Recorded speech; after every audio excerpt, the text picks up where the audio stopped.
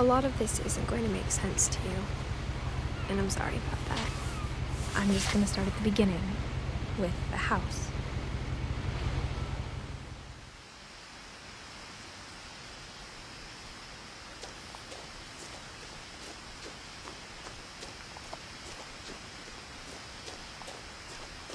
I lived here until I was 11, but I wasn't allowed inside half the rooms.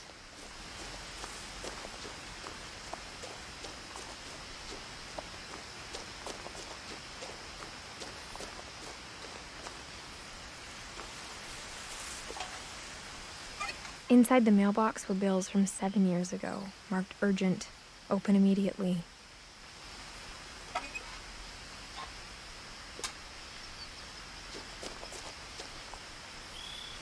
I hadn't been back since my brother Lewis's funeral.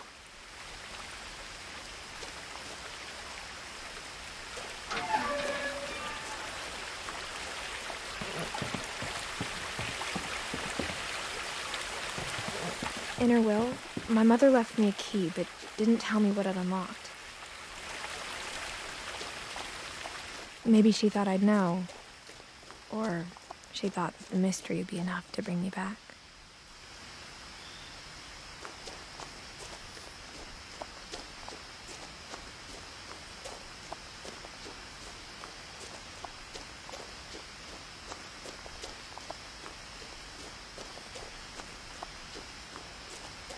No one had driven this way in a long time, but I saw a few hoof prints.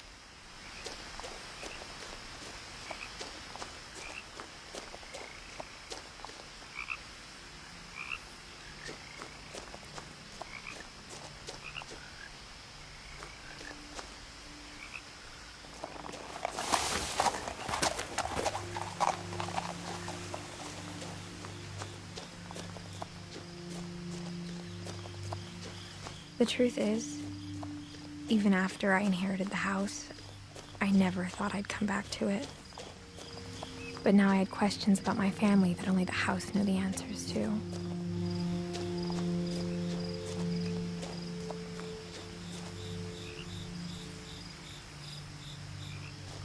The house was exactly like I remembered it, the way I'd been dreaming about it.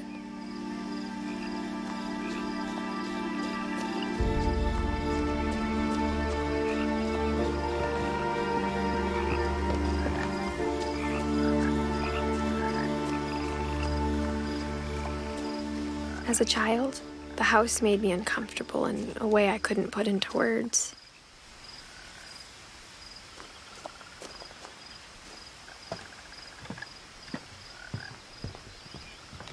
Now, as a 17-year-old, I knew exactly what those words were.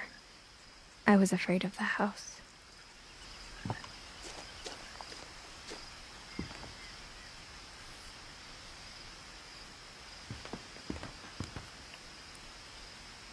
I hoped the key might unlock the front door. It didn't.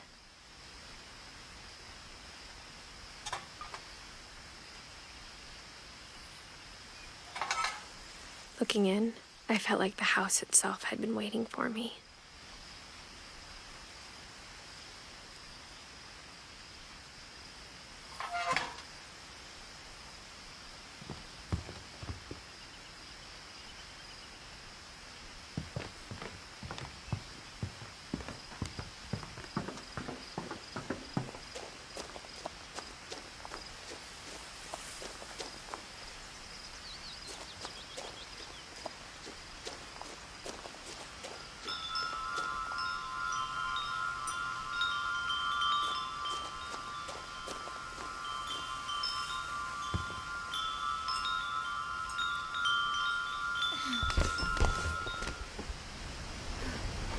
Crawling through the doggy door used to be a lot easier when I was 11.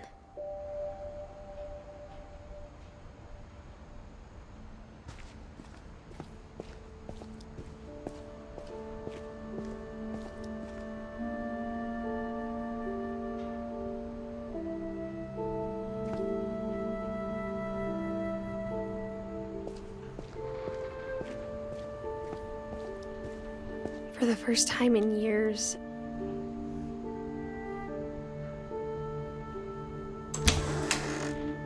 I felt like I was home.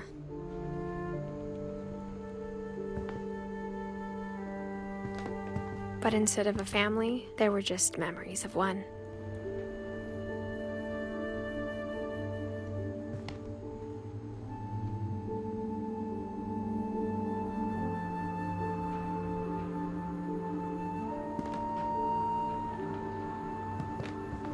Like how only one restaurant would deliver to our house, so we had Chinese a lot.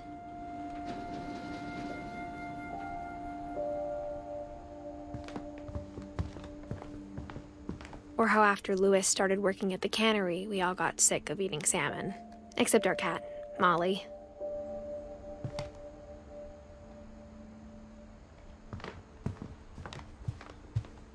The table was still a wreck from the night we left. It was like a bomb had gone off, killing everyone but sparing the furniture.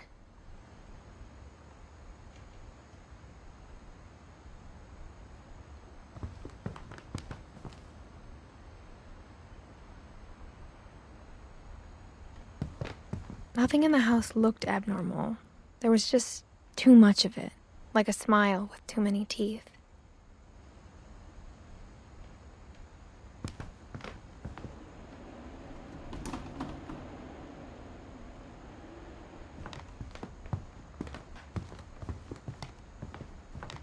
Even the fireplace had a story.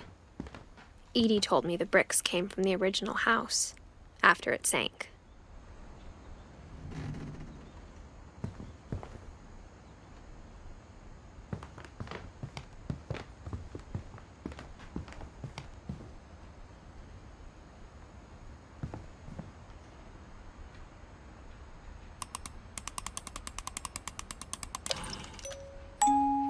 Great-Grandpa Sven built a music box for Barbara, along with the rest of the house.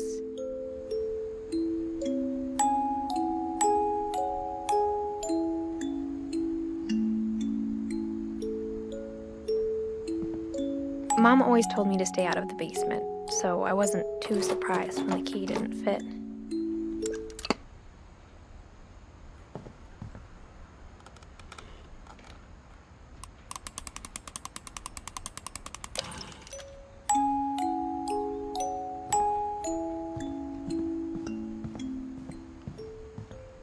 A lot of things got left behind in the whirlwind of that last night. My mom wasn't much of an optimist, but she never stopped believing that my brother Milton was alive.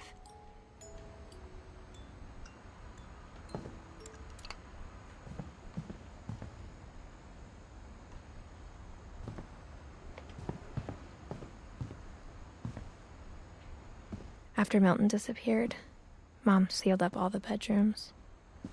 Then Edie retaliated and drilled peepholes.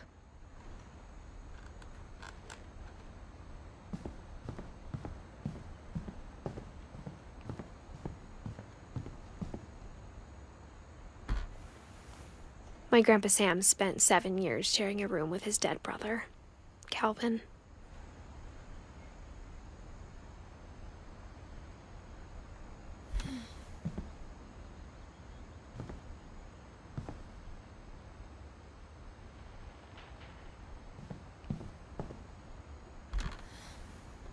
The last time I was in Edith Sr.'s room, I was 10 and she was painting my portrait.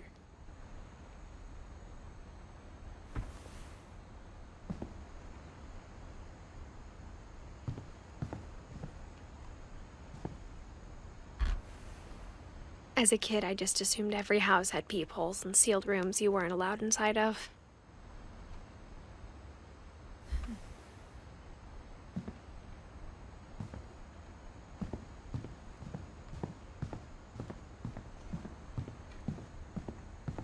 Whenever people ask me about my family, the first thing they always want to know about is Barbara.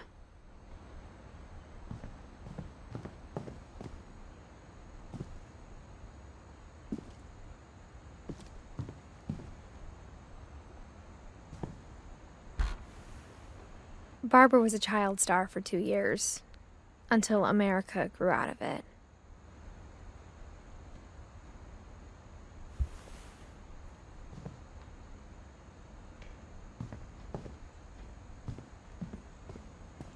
Mom must have locked the third-floor stairs on the night we left.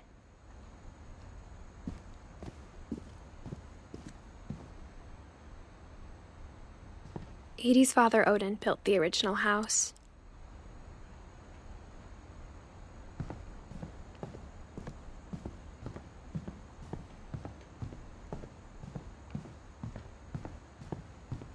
I spent a lot of time playing in Great Uncle Walter's room. I think my mom sometimes regretted not sealing it up.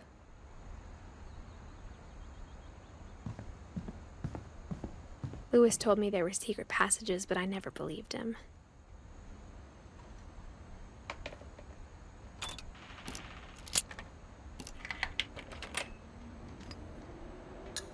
Turns out, my mom was really good at keeping secrets. Now it was time to find out what my mom had been afraid of.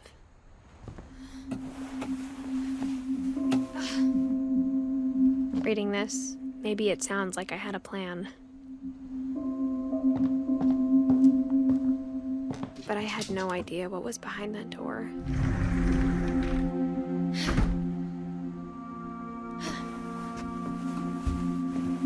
Just like I had no idea where all this was gonna lead.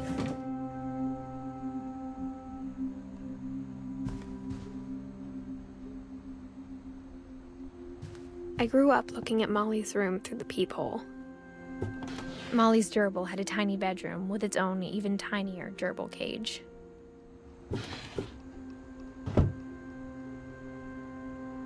Being inside for the first time, I felt like I'd stepped behind a painting.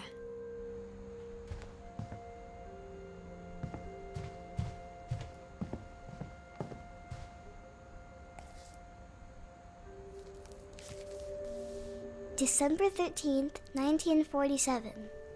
Dear Diary, I'll be gone soon, but I wanted to tell somebody about what's gonna happen.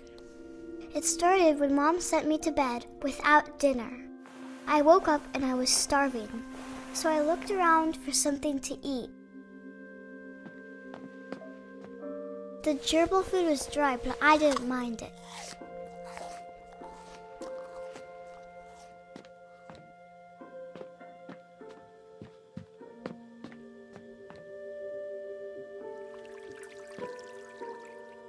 I thought about eating Christopher, but I held back.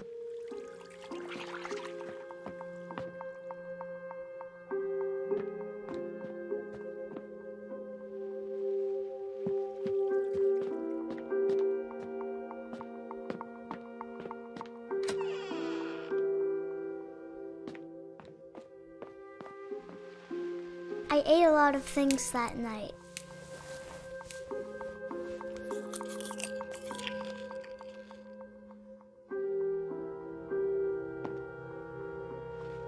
I kept eating and eating.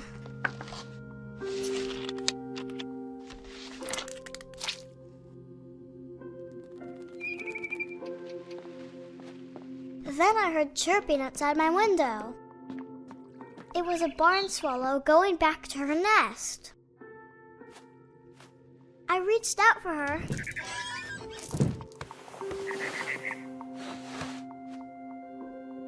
And suddenly,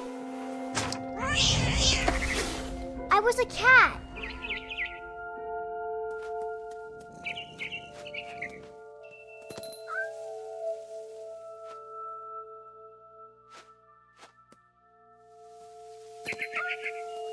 I tried to be quiet, but the bird was really scared.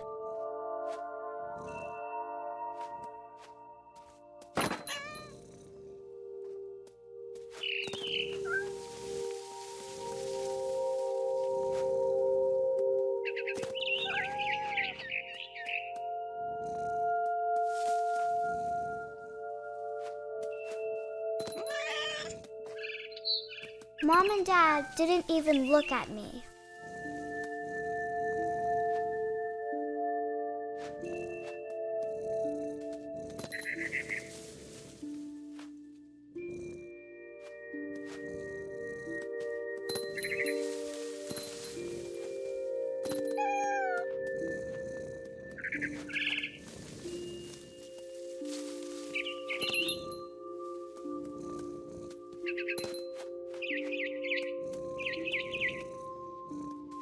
I jumped and I almost got her.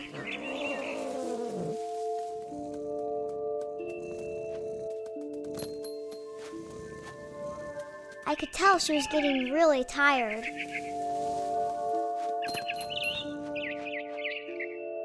Now I was up in the big tree. I promised Dad I wouldn't climb it anymore. All I cared about was eating that mama bird.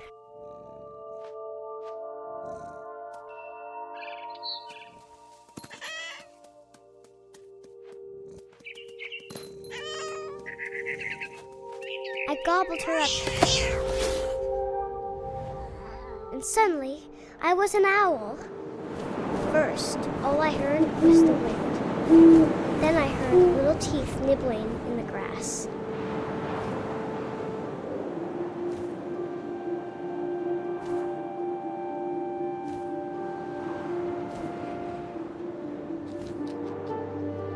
Rabbits.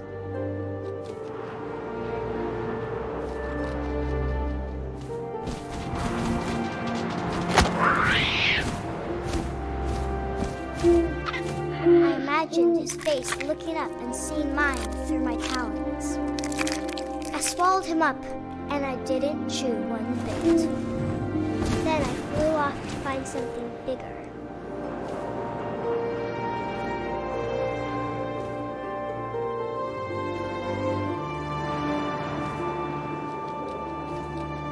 A mama rabbit.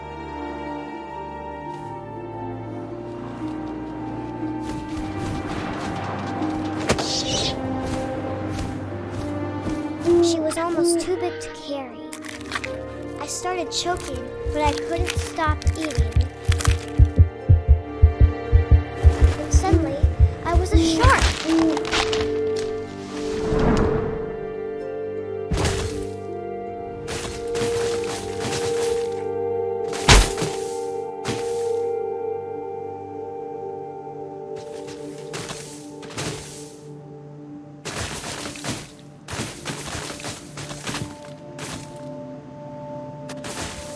I rolled off a cliff and into the ocean. Now, I was hungrier than ever.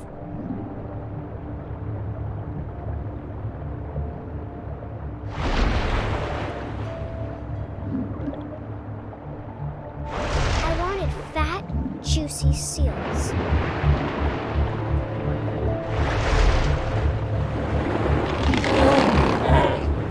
I tore off her flipper, and it tasted really good.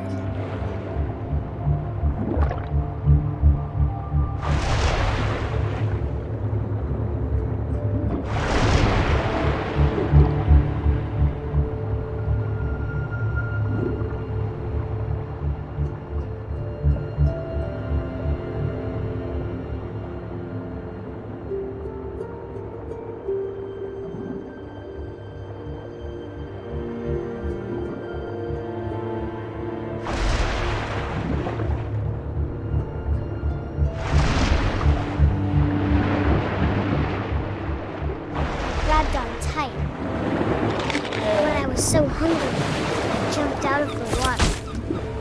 When I opened my eyes, everything had changed.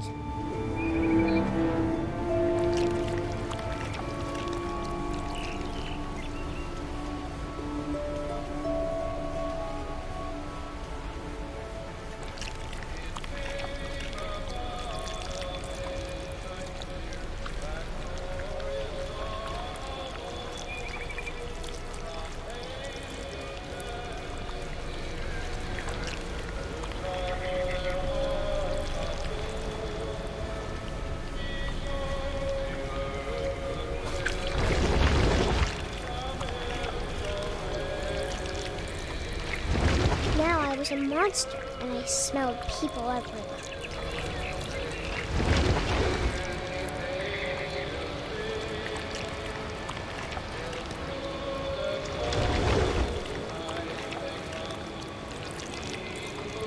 I was big, but I moved real quiet.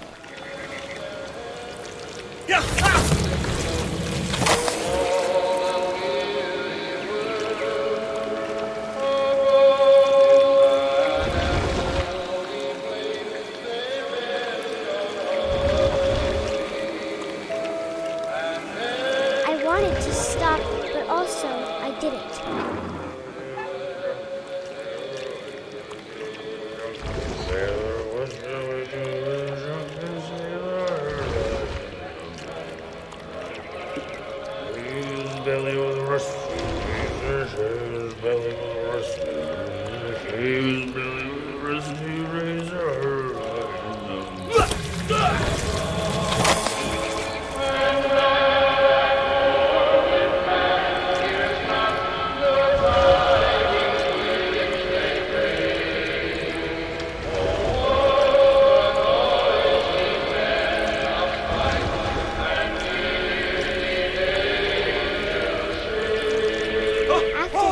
Passenger, I was still hungry, and across the water I smelled something new, something I had to have, so I swam towards it.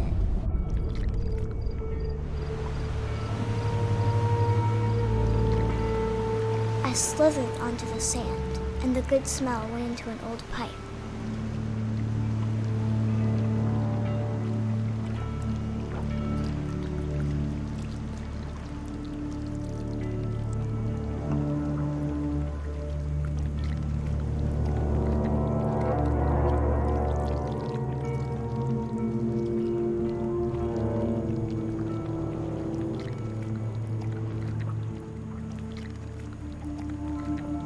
I got closer and closer.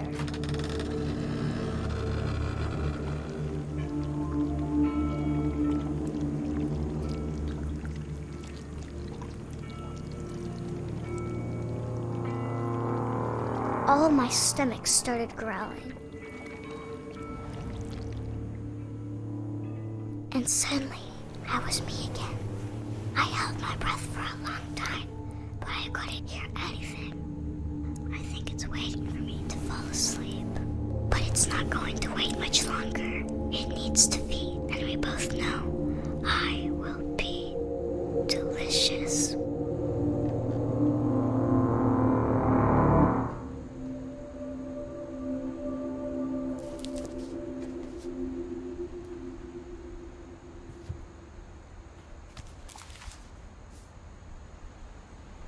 I'm not sure if I believed all of that, but I'm sure Edie would have.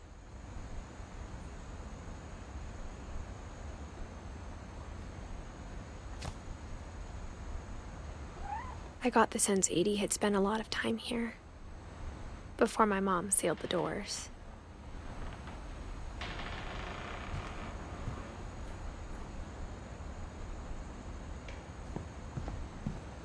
I can't describe it, but I felt like some part of Molly was still here.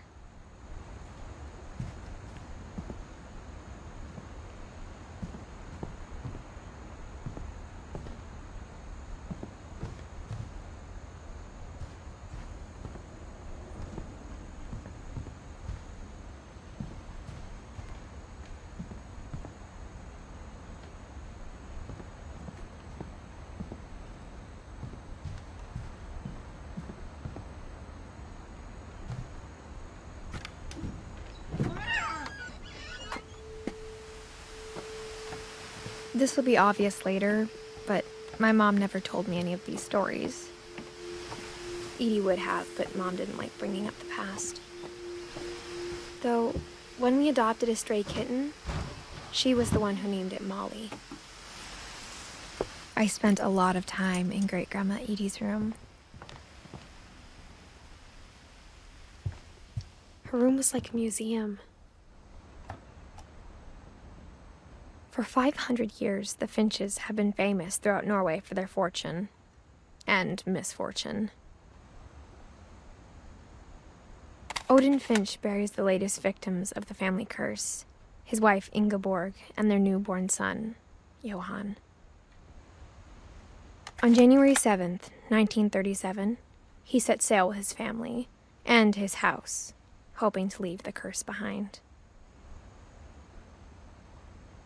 But 40-foot waves off the coast of Washington send the house and Odin to the bottom of the sea. Odin's daughter Edie, with husband Sven and baby Molly, step ashore on their new home, Orcas Island. Odin Finch is the first to be buried in the new family cemetery. His daughter Edie is already dreaming of a new Finch house.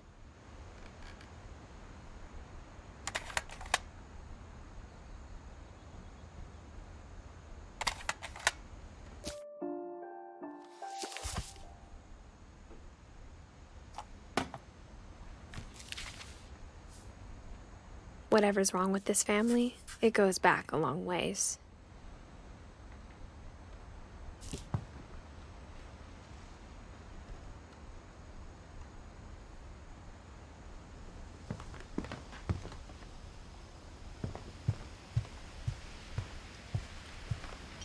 Edie gave a big interview about a mole man living under the Finch house. My mom was furious. I hadn't thought of myself as Edith Jr. for a long, long time.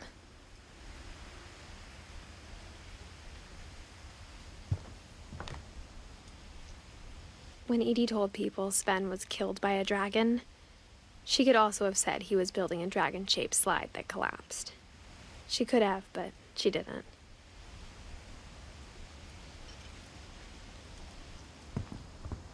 Even in her 90s, sometimes Edie seemed a lot younger than my mother.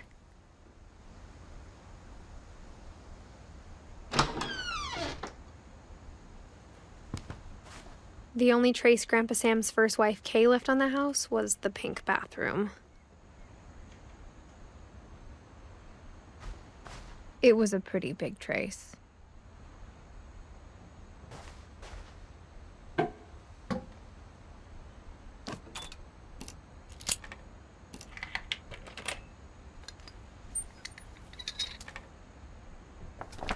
There's a secret in this bathroom.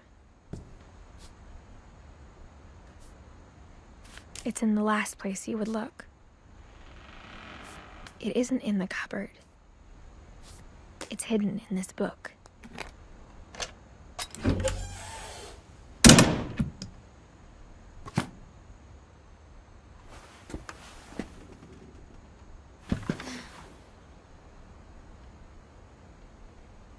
Sven gave Sam an old camera he'd refurbished. He never put it down.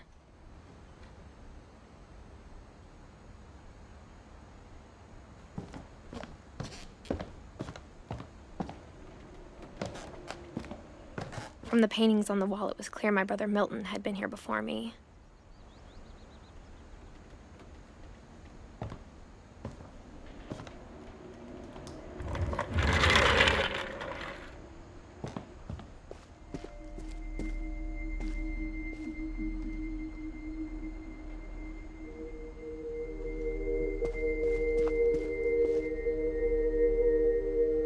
I knew Grandpa Sam had a twin,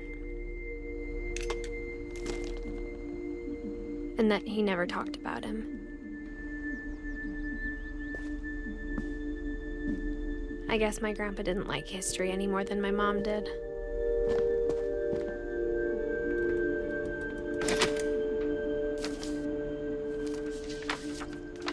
How I Want to Remember My Brother by Sam Finch. The thing I remember is that when he made up his mind, that was it.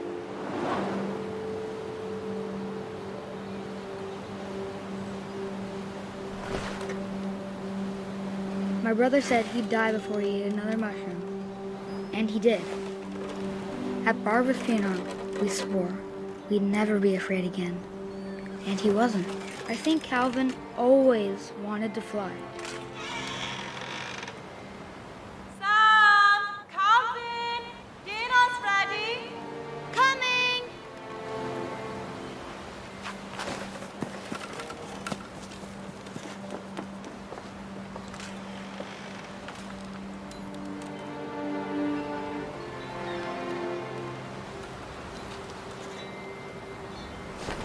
But that day, he finally made up his mind to do it.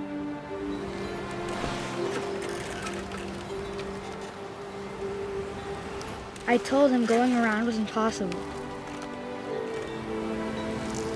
Maybe if I hadn't said that.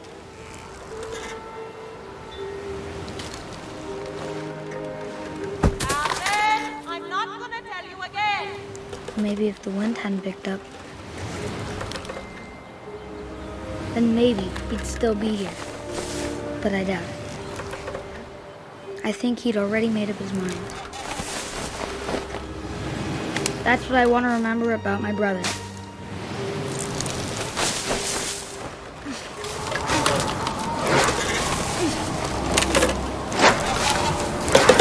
The day he made up his mind to fly, and he did.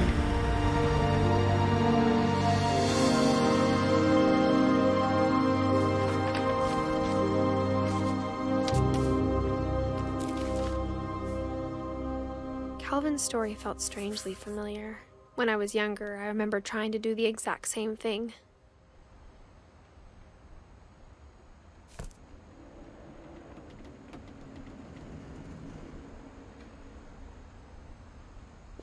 After the funeral, Edie roped off Calvin's half of the room.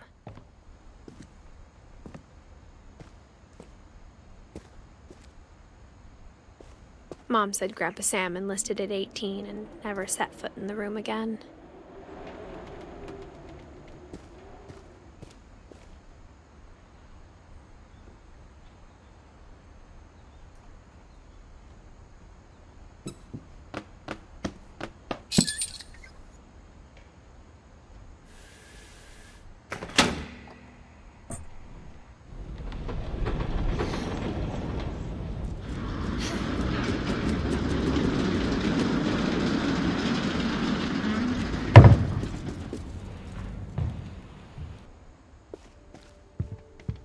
The passages were a pretty tight fit. They'd obviously been built for smaller hands and bellies.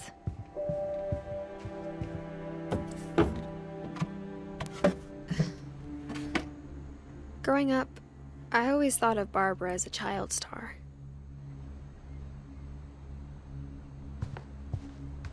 I never thought about how hard it must have been for her afterwards.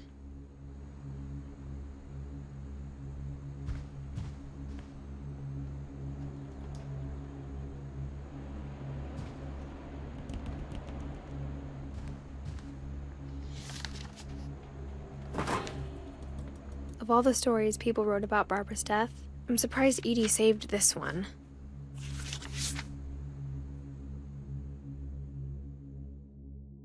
Old Jack here with another ghastly tale inspired by America's most unfortunate family.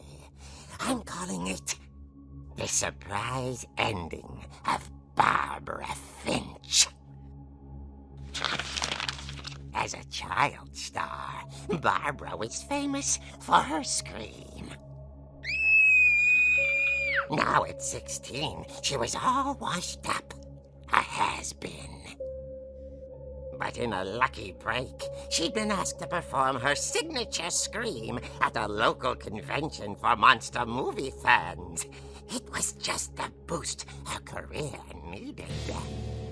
Unfortunately, her scream hadn't aged well. Getting better. I think you just need the right motivation. Her biggest fan and current boyfriend, Rick, was about to demonstrate when... Now that was a great scream. It was Barbara's father, Sven. He'd slipped into a table saw and had to be rushed to the emergency room. So Barbara got stuck babysitting her youngest brother, Walter. Her convention comeback was cancelled. Okay, I'm hearing frustration, but I'm not hearing terror. What if I tried... A gang of hoodlums in Halloween masks have been terrorizing Orcas Island tonight. Police are urging residents to... That came from the basement. You're right! Also, I loved your delivery on that. Why is your basement door locked? Because my dad likes making puzzles and secret passages. There's a key hidden in the music box. The secret is to keep winding and winding until finally the key pops out. Thanks, babe. I'll be back in a sec. 20 minutes later, Rick hadn't returned. So Barbara went to look for him, right on cue. She reached for the music box. she wound the key. She listened for Rick, but the house was silent.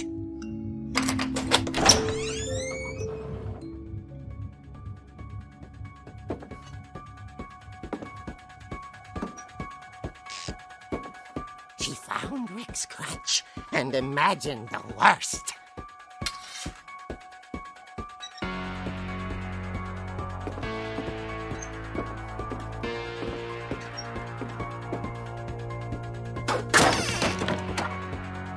The gang's leader is the infamous Hookman killer, Dr. Carl Hamill, who impaled and then ate his family 10 years ago tonight.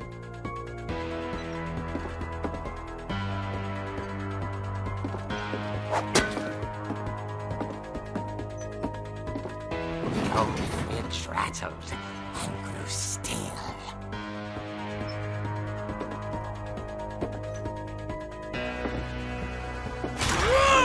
Oh dear!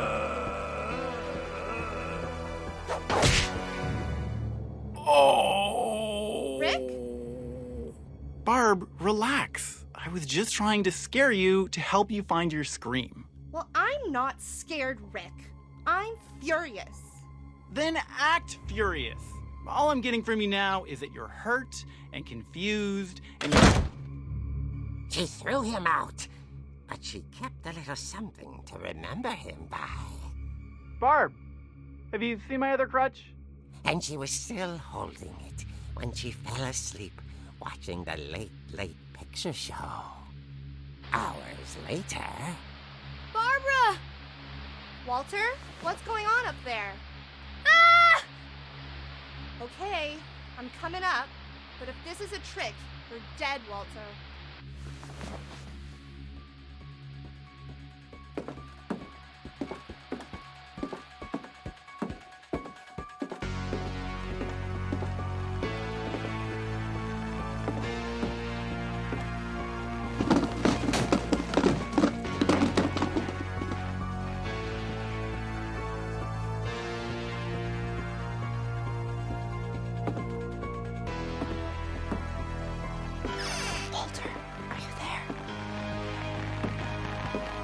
Walter had vanished, but his bedside radio was still on. Orcas Island police describe the man as 6 feet tall, with a steel hook for a hand. Residents are urged to lock all doors and windows and notify the police of any suspicious activity. Barbara turned, saw the hook man, and was speechless. He was quite smashing.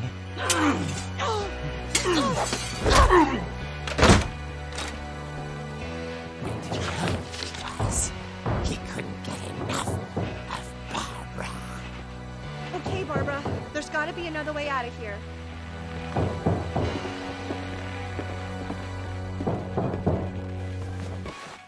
That night, she played her part beautifully.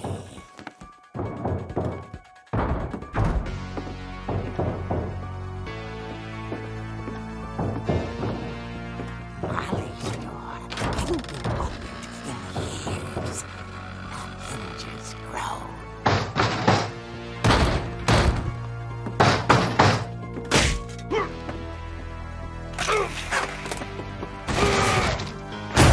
He wasn't moving, but she sensed the story might not be over yet.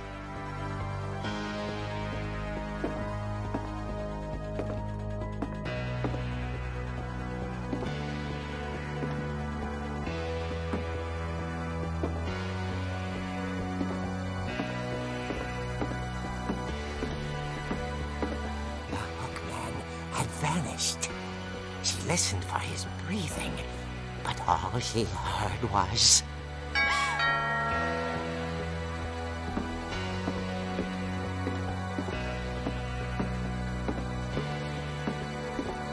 At the door, she heard whispering. It was coming from inside the house.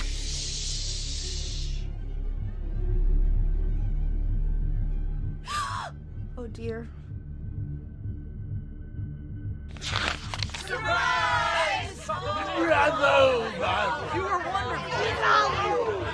monsters had come to surprise her. For Barbara, it was a dream come true. Then she saw what kind of monsters they were, and she realized what was about to happen. She was going to be famous. And with her final breath, Barbara Finch gave the performance of her life.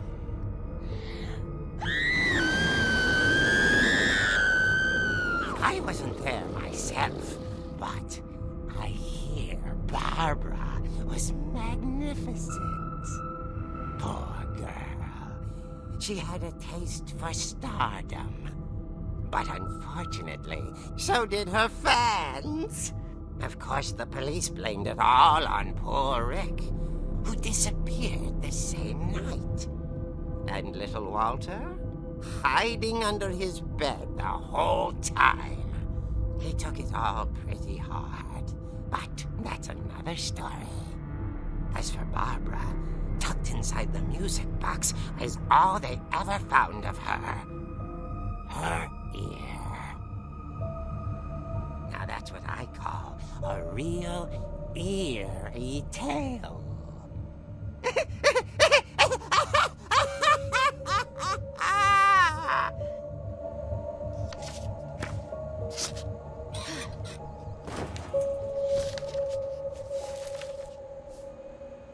Edie told me all Barbara wanted was to be remembered, as absurd as that comic was. Maybe what Edie saw was a happy ending.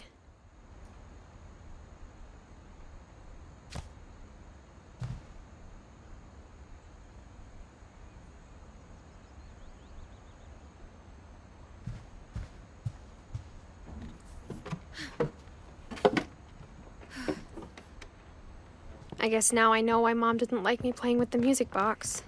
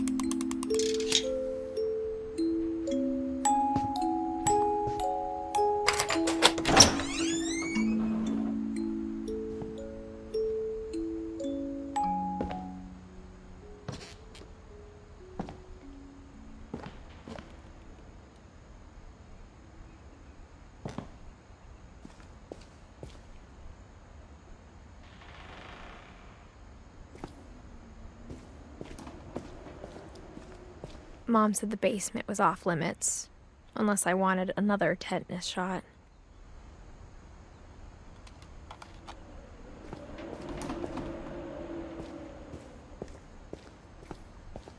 I saw Edie sneak down to the basement once, carrying packages.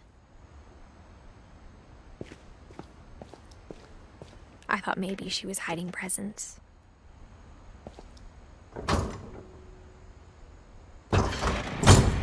It turned out she was hiding a lot more than that.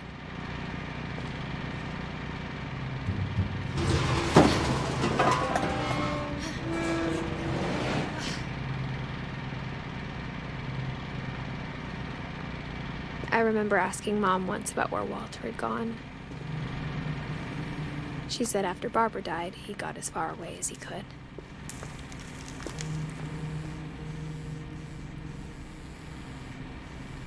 If there's a pattern in all these stories, I think it's that none of us has gotten very far.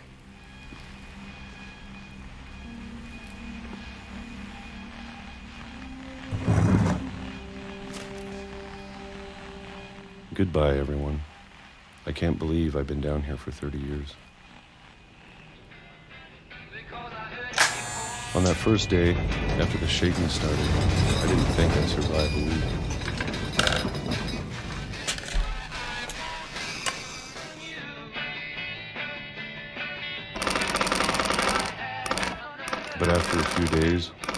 settled into a routine.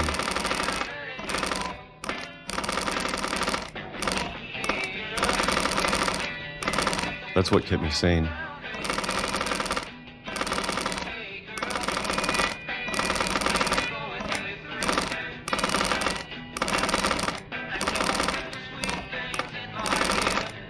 Having a schedule, living for today.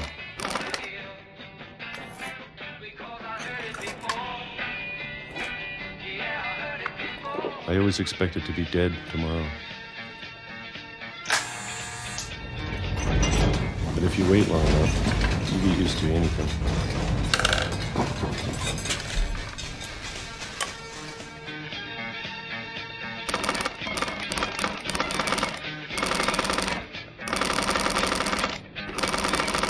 Even a monster on the other side of the door starts to feel normal.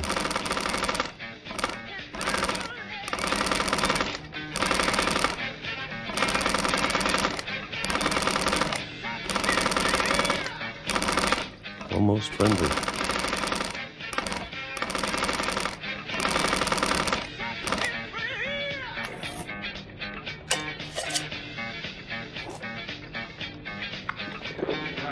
And then one day, everything just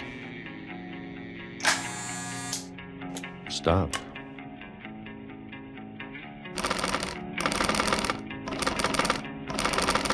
Whatever that thing was, it was gone. Maybe it got tired of waiting. Or maybe I just got tired of being afraid.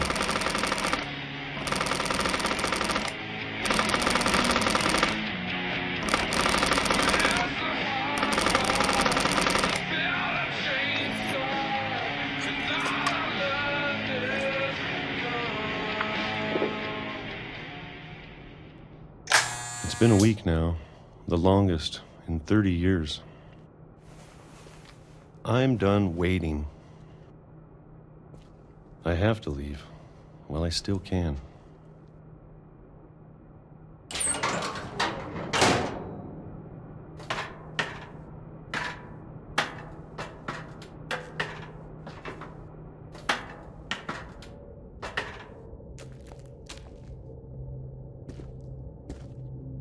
I know it's out there somewhere. Whatever killed Barbara and Molly and Calvin. Maybe this is all a mistake. But I need to stop living the same day, even if it kills me.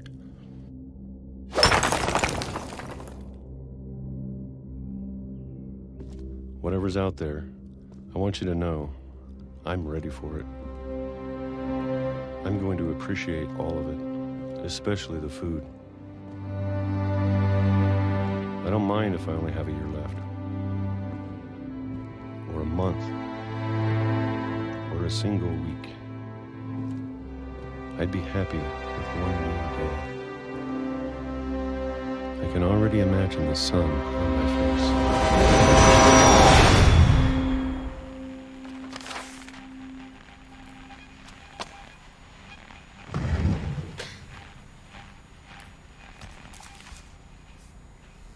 Walter died when I was 6. I can't believe my mom never told me he was down here.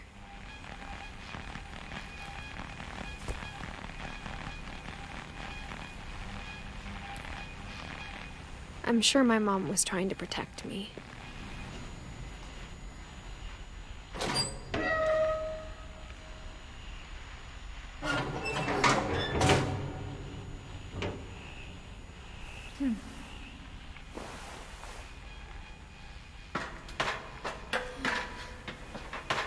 Maybe she was afraid I'd end up like Walter. But if she never told me about an uncle under the house, I can only imagine what else she was hiding. I don't want to make the same mistakes she made, trying to bury something that's still alive.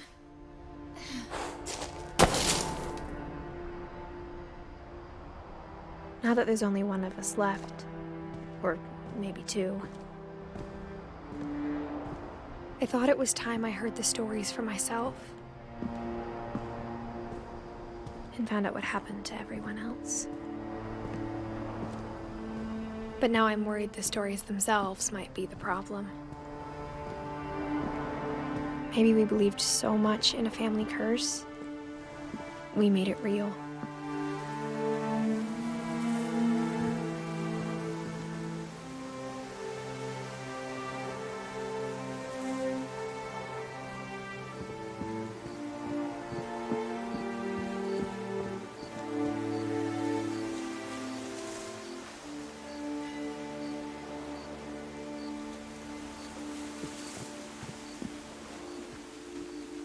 I don't know if I should even be writing this.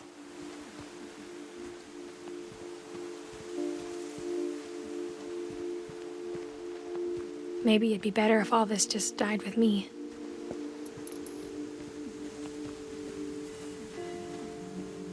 But I thought you should know about your family.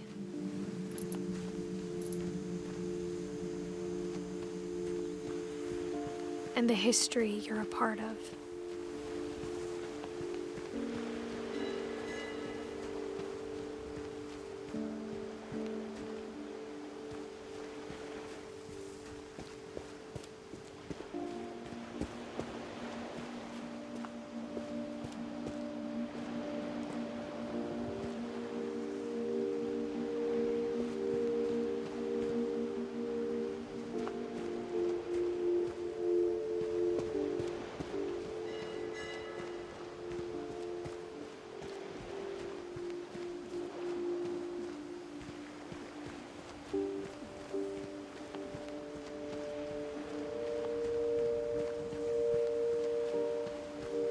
Though to be honest, I feel as lost as you probably do right now. I think the people in these stories believed them, for what that's worth.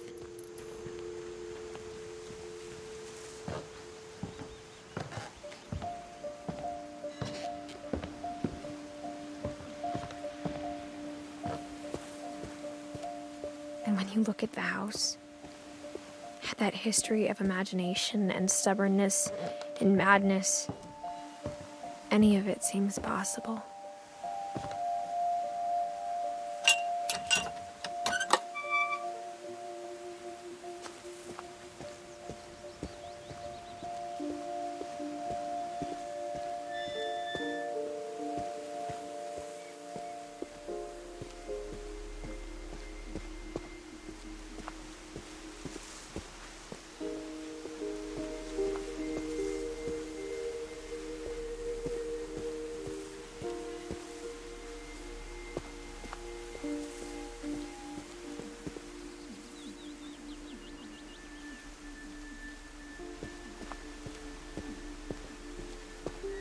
I think we've been surrounded by death for so long, we've just gotten used to it. What kind of family finishes building a cemetery before starting the house?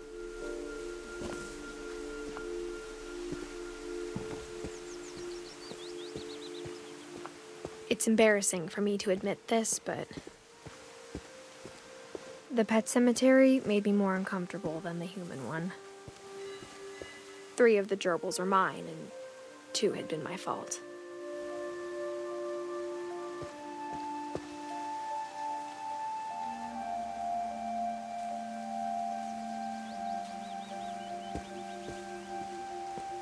Sven built the house, but it was Edie who designed the cemetery.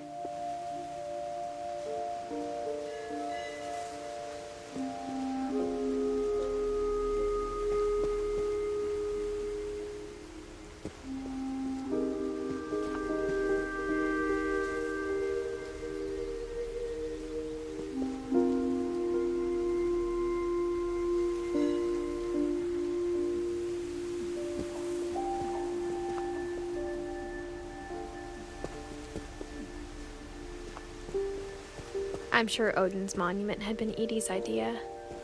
My mom was always trying to move on, but for Edie, the past never went away.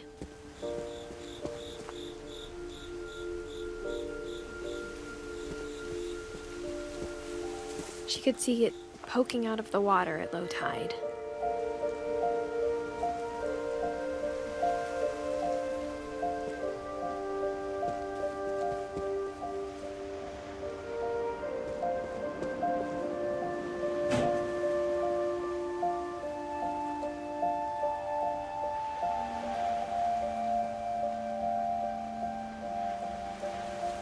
Edie said she dreamed about the old house every night.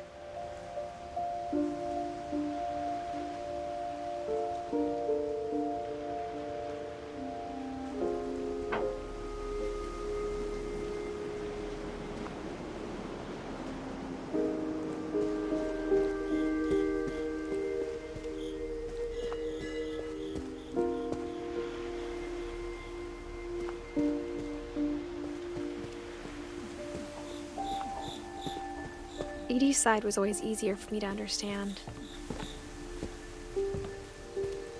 But the older I get, the more I can see where my mom was coming from. Her dad had been pretty strict, but it wasn't enough to save her brothers. She was just trying to do better.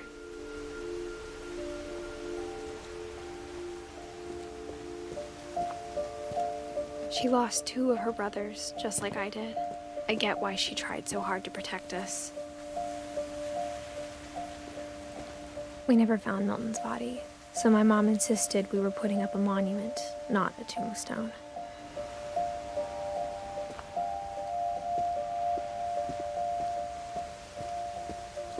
There's so many things I wish I could ask my mom now. Part of me thinks this is what she wanted all along, for me to come back someday and find everything out for myself.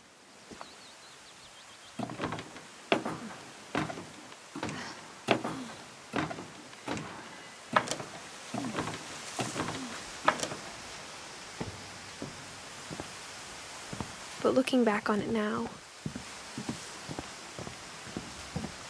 if she told me there was going to be so much climbing, I never would have come when I was 22 weeks pregnant.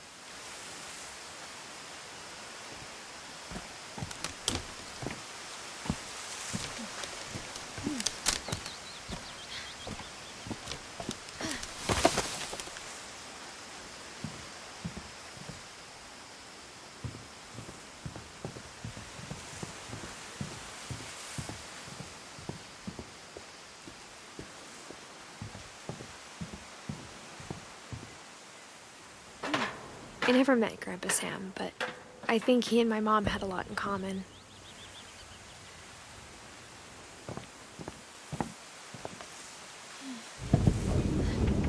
They were both pretty intense.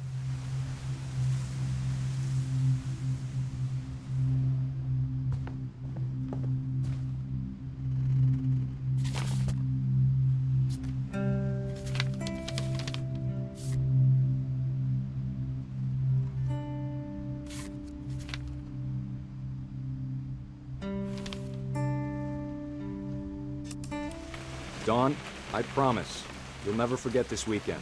Yes, sir. These memories are gonna last a lifetime. Mm-hmm. Perfect. Am I gonna have to shoot anything? It's gonna rain the whole weekend, isn't it?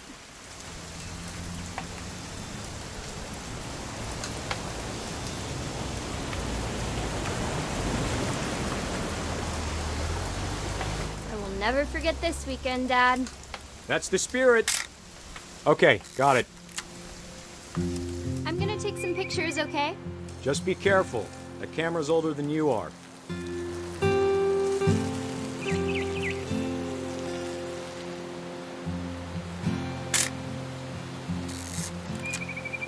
You're right, Dad. It's starting to clear up. Still freezing, though.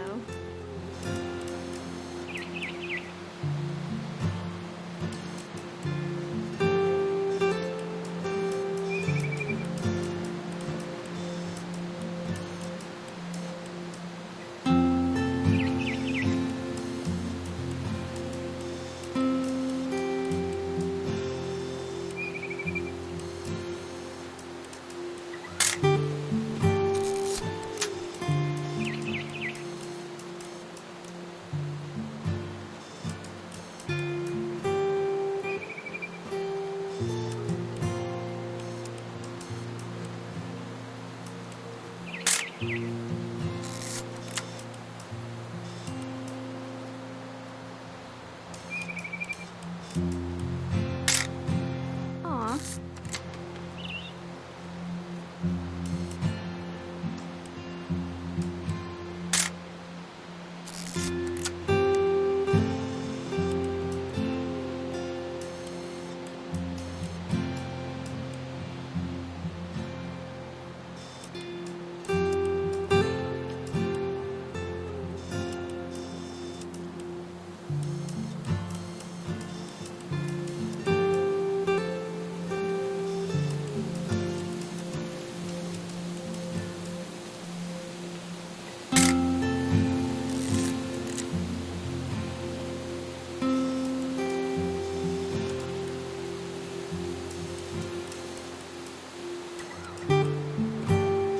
Definitely should not have drunk all that coffee.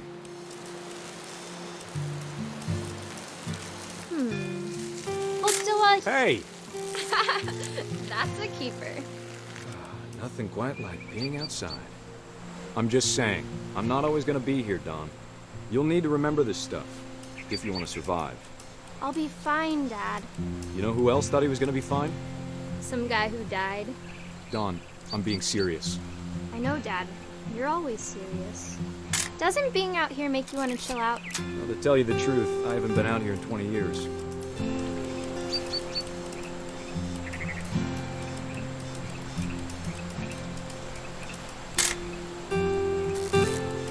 Last time I was with my brother Calvin. Man, that was a great trip. Your grandpa Sven taught us how to fish, how to build a fire. We found an old logging trail. There were deer everywhere. I bet if I could remember where that trail was, we'd spot a buck for you in no time. Give me a minute to check the map.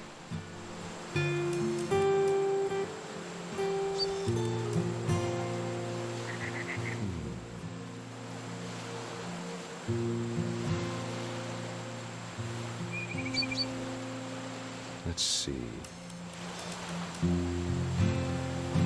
Dad! Good eyes, Don.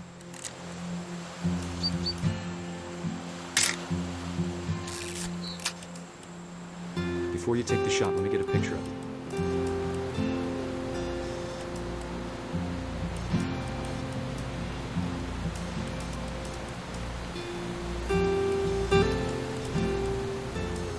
Dad, I...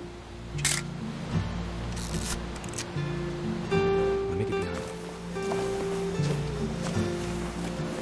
Do I have to do this? Don, you don't have to do anything. But if you want to survive, you'll need to be strong.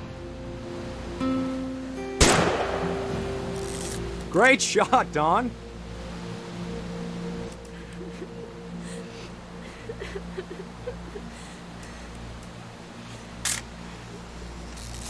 I'm proud of you, Don. Always remember that, okay?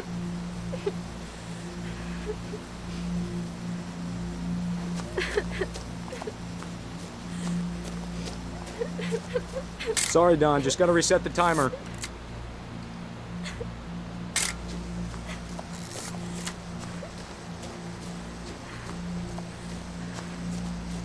Dad, it's twitching. I think That's it's totally still... normal, Don. Just focus on the camera. Try not to think about... Dad!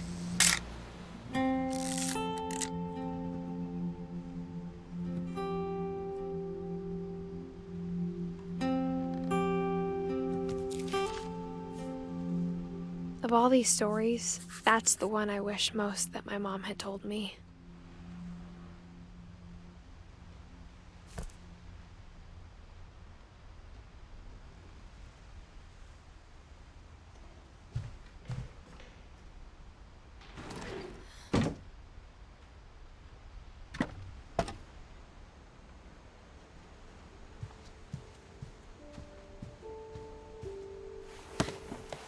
After Sam died, my mom and Edie got really close. They'd both lost a lot.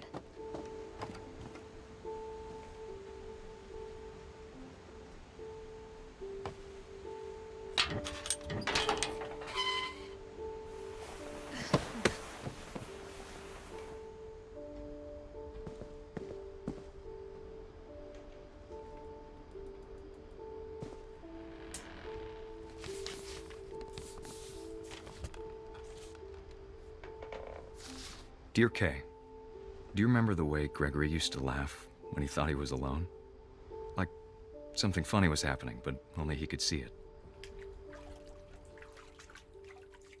I think he saw things the rest of us don't.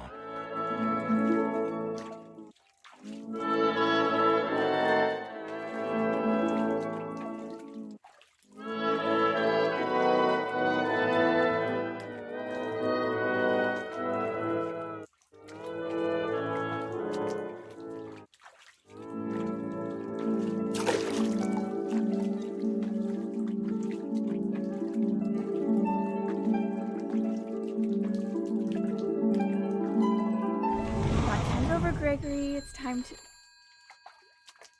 Hold on, sweetie. Hello? Sam, I told you I don't want to talk right now. I wonder what he saw.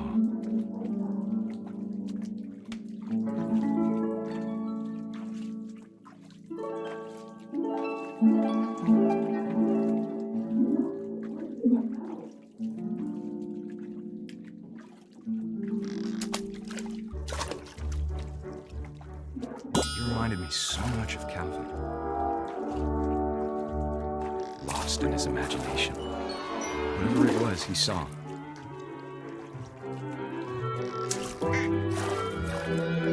It sure made him happy.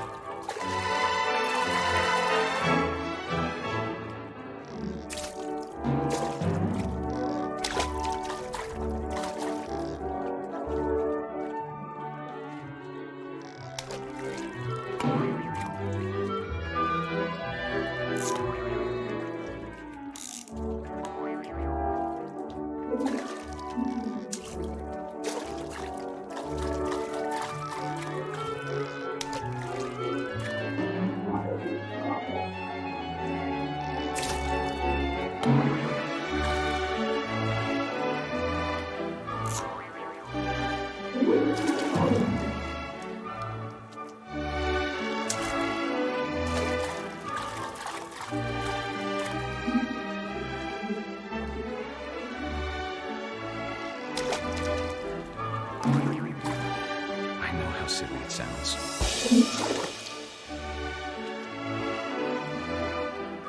That I worried about a baby being too happy. But I could feel him slipping away. Sorry about that, Gregory. I know you did everything you could. Maybe if I hadn't called that night.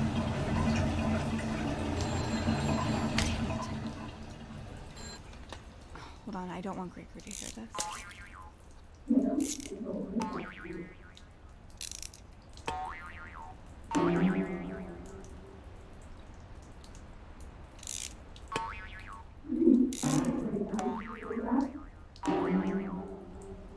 I wish he could have told us about the world he saw.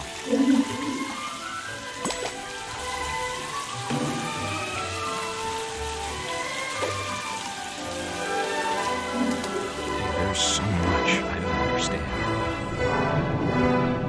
about Gregory, about everything.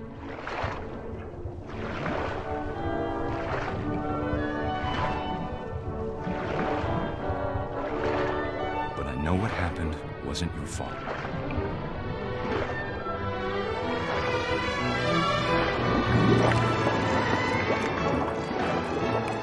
I'm sure he's happy. And he'd want you to be happy too. Good luck, Kay. Love, Sam.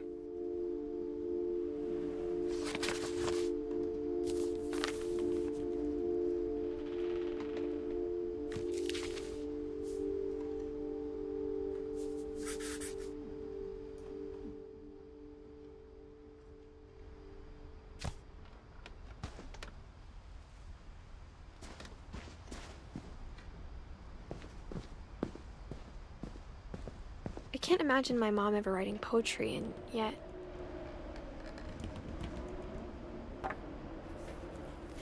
A poem for Gus, who always said the wedding was a bad idea. Our father never hit us kids, at least not very hard, before the day my brother said with teenage disregard that he'd be dead before he'd see a wedding in our yard.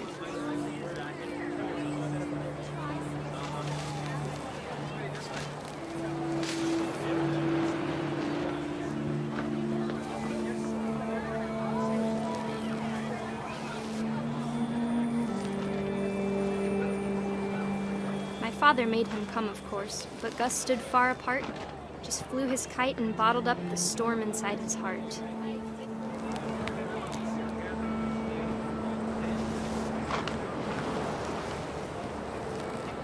I tried to talk him out of it, but though he'd never met her, we don't need a stepmom were the words that I now remember. pronounce you husband and wife. Make him cry.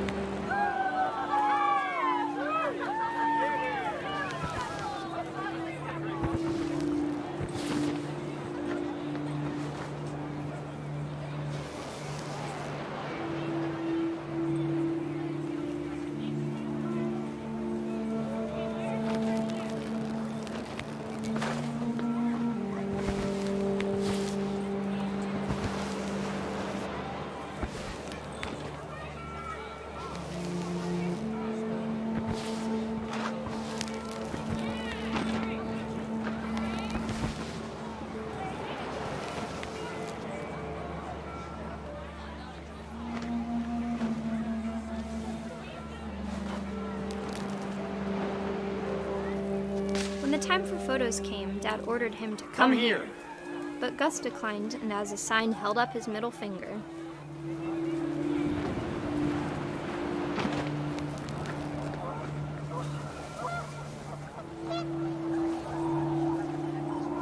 The wind picked up, and panicked geese appeared and quickly went. But all the humans did that day was go inside the tent.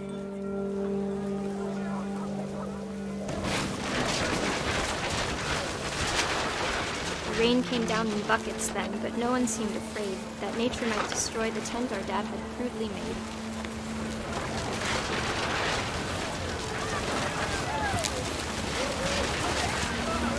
The thunder sounded much too close and full of angry power. But all my father said to this was, "Make the music louder."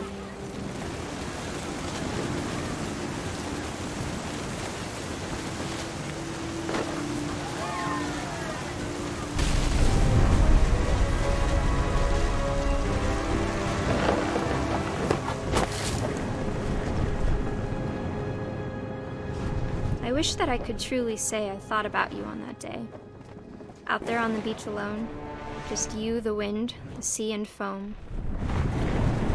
But I didn't, until we found you.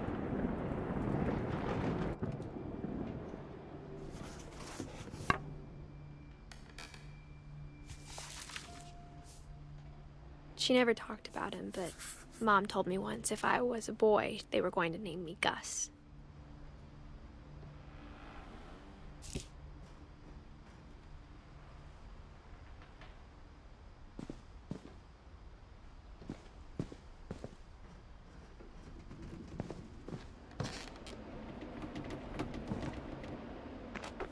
My mom moved up to the loft after her brothers died.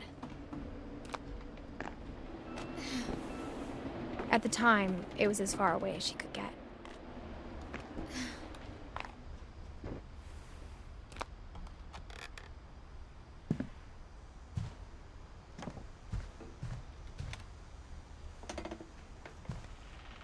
She spent a summer building houses in Calcutta, where she met my dad, Sanjay.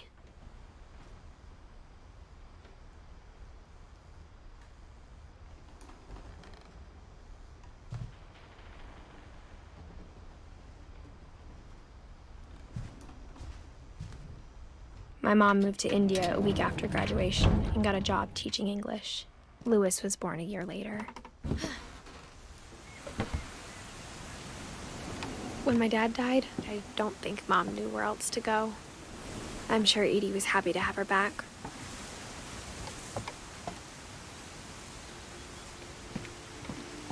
The house had to get a little bigger, but Edie was used to that.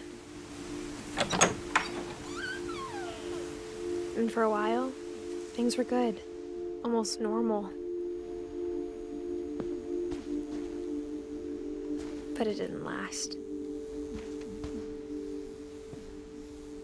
The beginning of the end was Milton's 10th birthday, when Edie gave him a castle.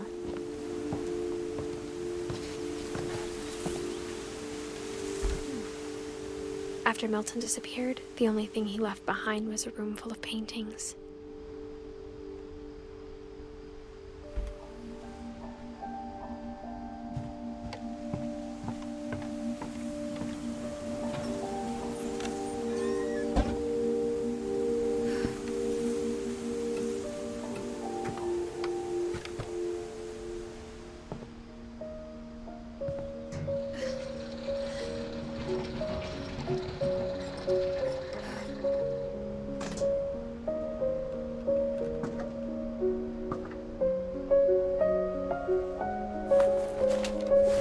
Milton Finch in The Magic Paintbrush.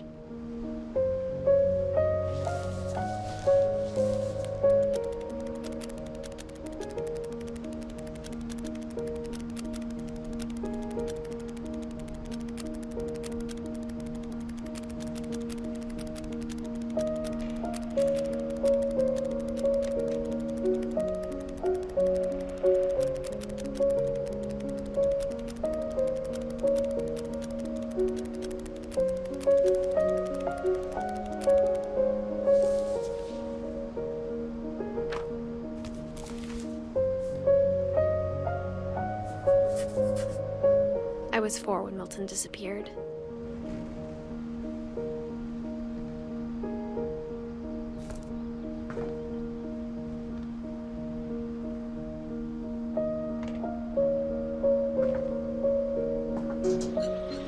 Mom spent months searching for my brother.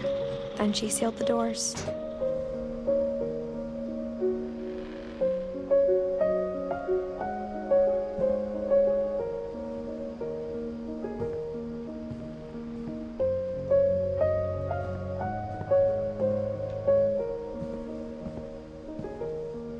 Whatever Milton had found in the house, Mom didn't want it getting out.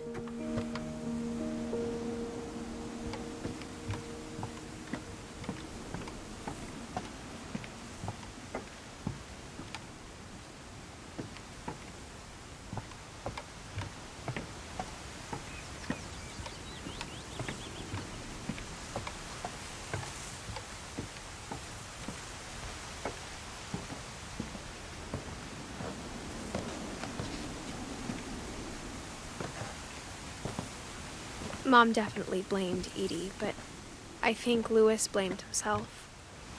After he graduated, he just spent more and more time in his room, until Mom got him a job at the cannery.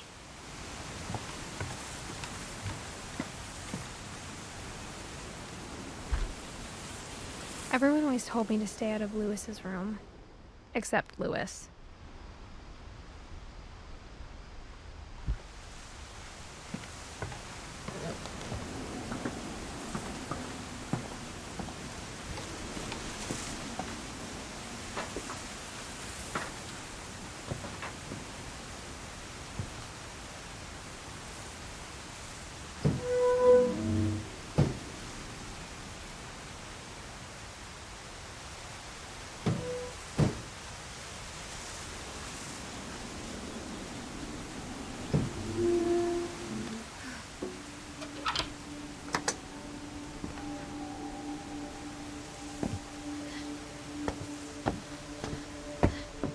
Louis's room smelled very, very familiar. That part of him lived on.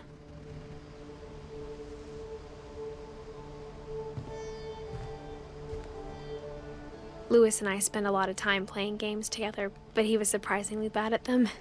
He died a lot.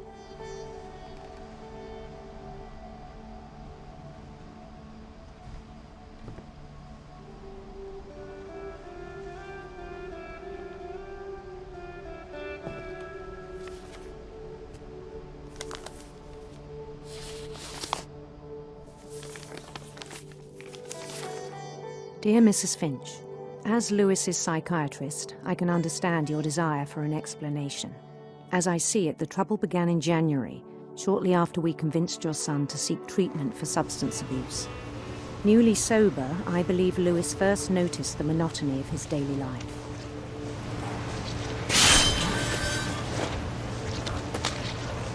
He kept working at the cannery, but he withdrew part of himself. In our sessions, I saw the same behavior. His mind began to wander. I asked him to describe it. He said he started small, imagining a labyrinth. He'd feel his way about. Then something moved. Bats and toads.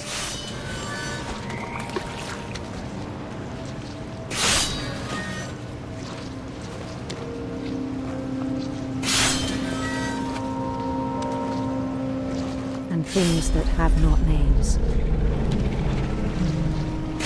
He knew it was all in his head.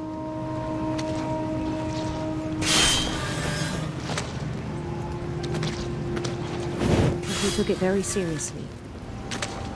I had hoped he'd find himself.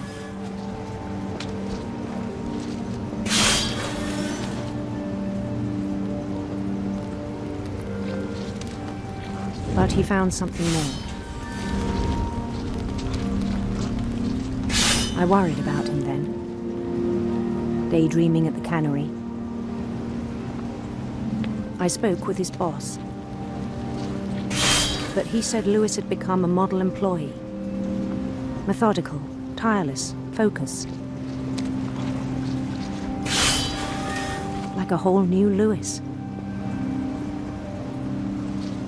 So I let him go on.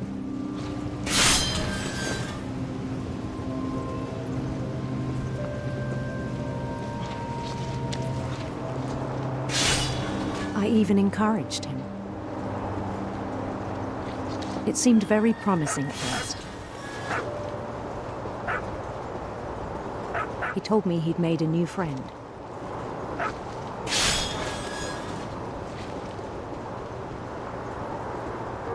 On the edge of a city he named Louis Topia.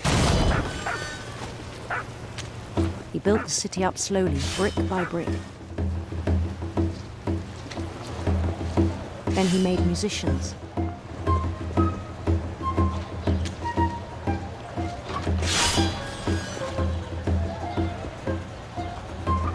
And songs for them to play.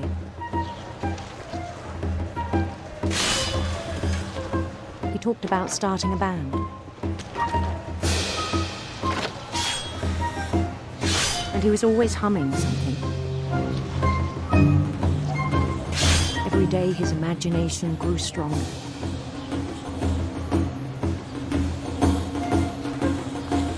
He no longer spoke at the cannery. But his chopping was as reliable as ever. Then one day it struck him that all the cheering crowds, even the stones under his feet, were all in his imagination, so he could do whatever he wished.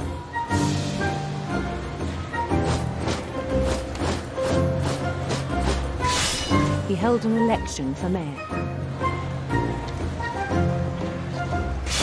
And he won. They begged him to stay, but his mind was already wandering. It became a game for him.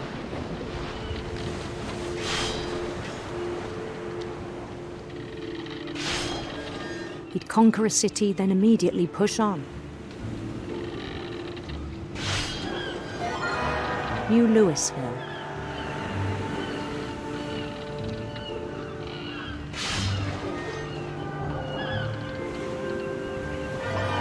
St. Louis. He started drifting away from our reality.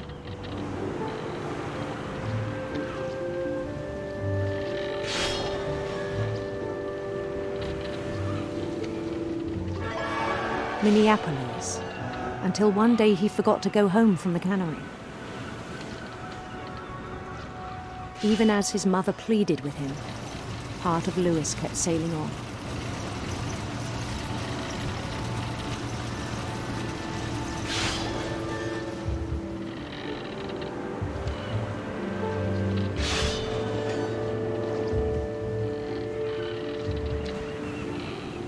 In Louisburg, he heard rumors of a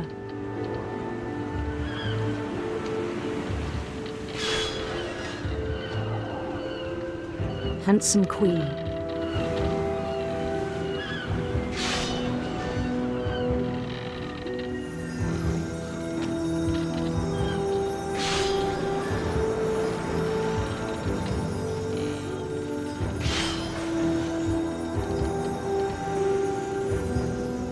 The queen was on her own quest for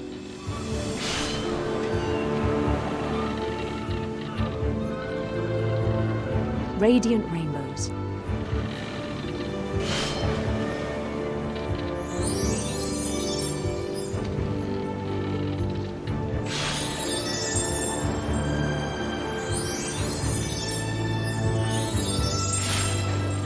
He followed the sound of her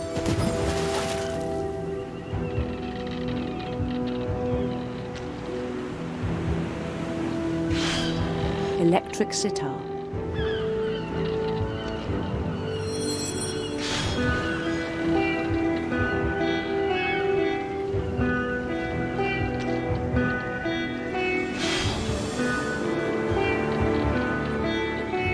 His chase led him to a golden palace east of the sun and west of the moon. Even then, his logic remained sound. He knew the world was all in his imagination.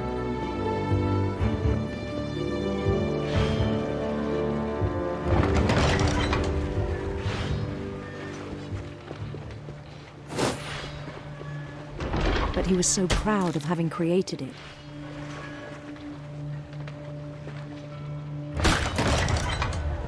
In his own eyes, he'd become something greater than a king.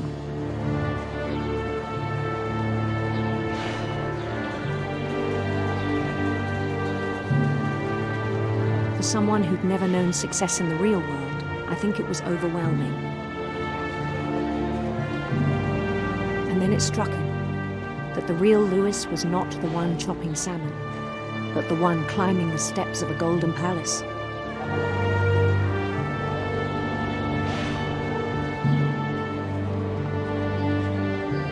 My imagination is as real as my body, he told me. It was hard to argue with him.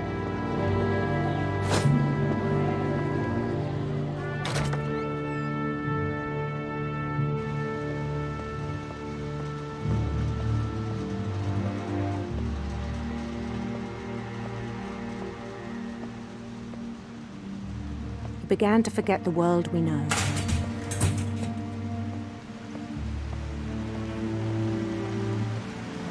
I think it pained him to remember Louis, the cannery worker.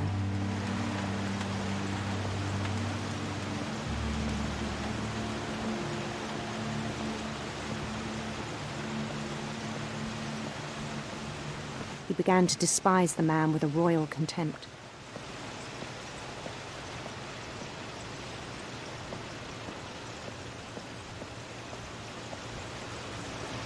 I still thought I could save him. Even after he said he was being crowned king over all the lands of wonder. The palace would be packed with his companions.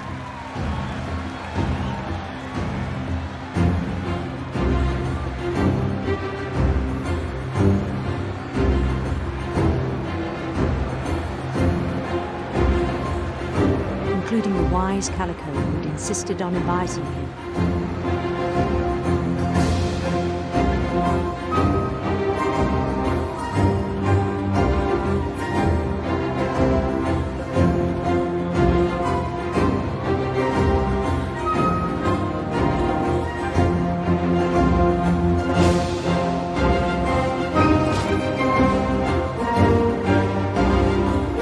Queen waited, holding his crown.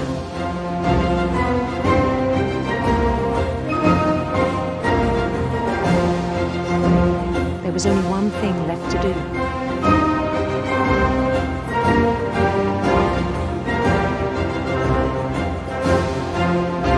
Bend down his head.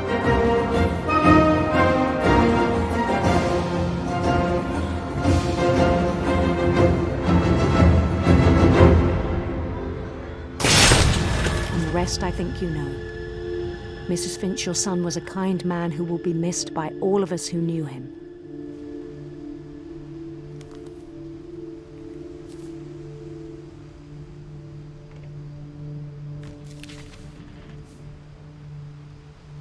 My brother was really cool. I wish you could have met him.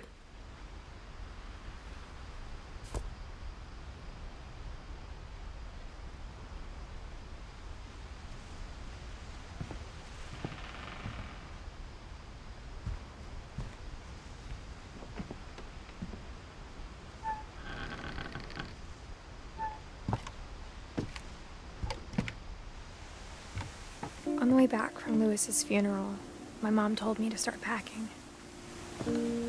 She waited until the day before we left to tell Edie. I'm not sure if she wanted to make it easier or harder.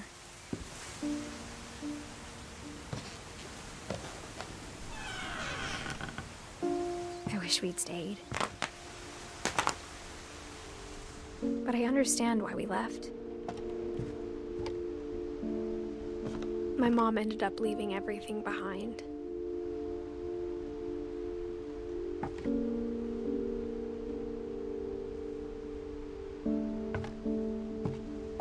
What happened that night had been coming for a long time. Maybe it should have come sooner.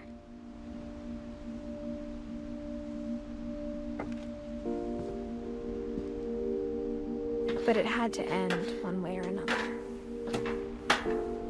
All that's left now is to tell you about that last night.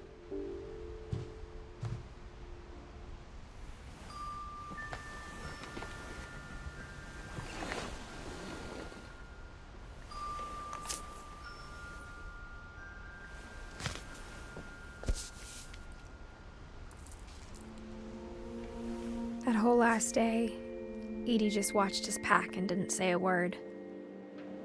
Until supper, when she raised her glass and said, "To our final night together, and all our final nights apart." Grandma, you know what I said about alcohol. Some of your medications are very Edith, specific. I left a present for you in the hallway. Why don't you go open it? The grown-ups have to argue now. I'm sorry, you're right. We're all leaving tomorrow. Let's just enjoy our last... I'm not leaving. Edith, you're excused.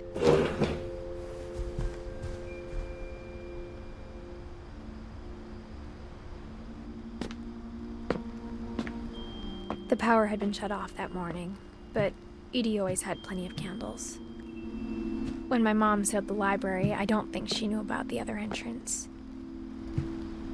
Or that Edie had a key to it.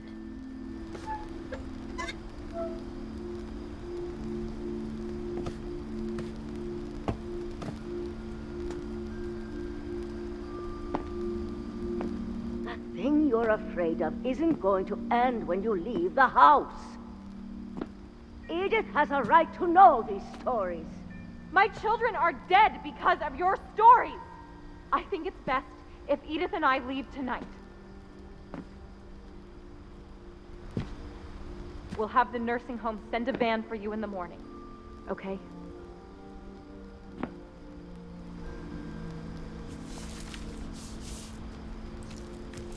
Dear Edith, there's so many stories I wish I could tell you, but there's only time for one. This is about what happened on the night you were born. That night, the tide went way, way out. It was the first and last time I ever saw the old house aground. There'd been an earthquake out in the middle of the ocean. They called it the lowest tide in 1,000 years. God, it smelled awful. You know, I've seen that house every day of my life.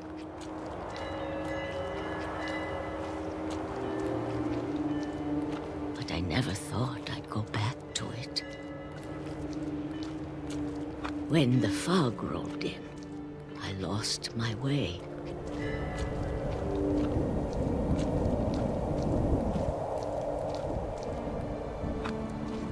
I got turned around.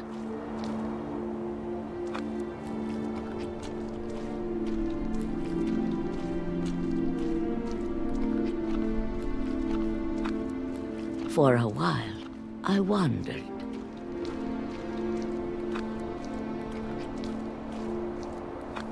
I started seeing things.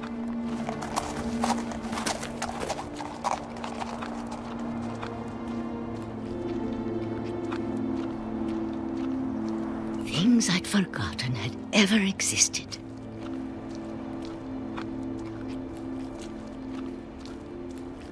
But when I saw them, they felt like old friends.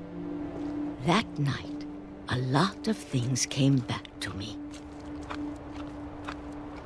Or maybe I came back to them.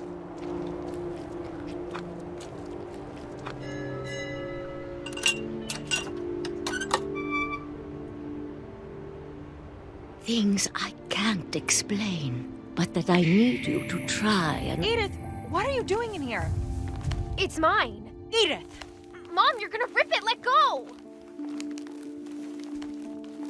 I kicked and screamed, but Mom dragged me to the car.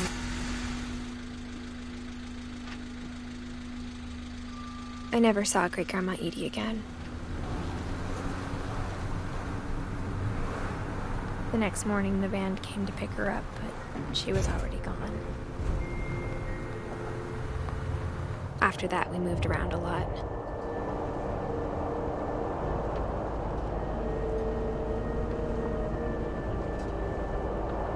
We both tried to make the best of it.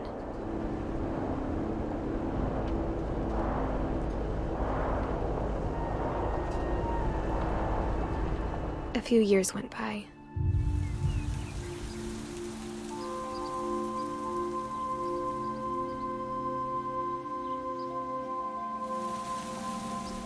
My mom didn't like to talk about it,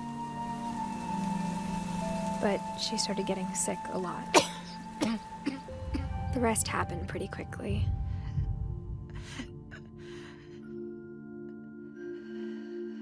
She got better for a while, and then she didn't.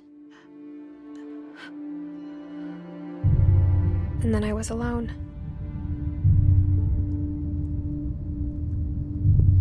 The last Finch left alive.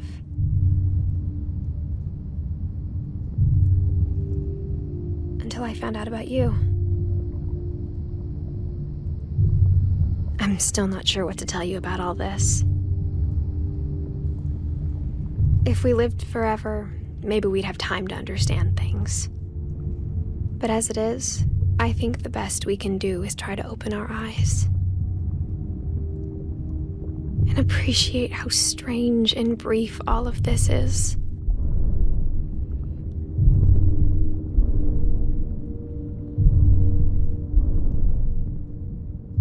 This journal was supposed to be for you. But now I hope you'll never see it.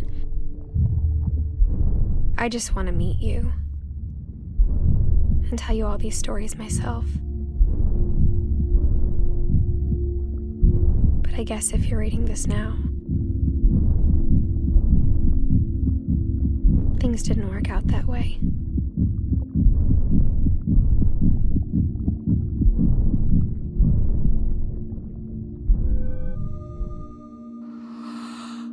This is where your story begins. I'm sorry I won't be there to see it. It's a lot to ask, but I don't want you to be sad that I'm gone. I want you to be amazed that any of us ever had a chance to be here at all. Good luck.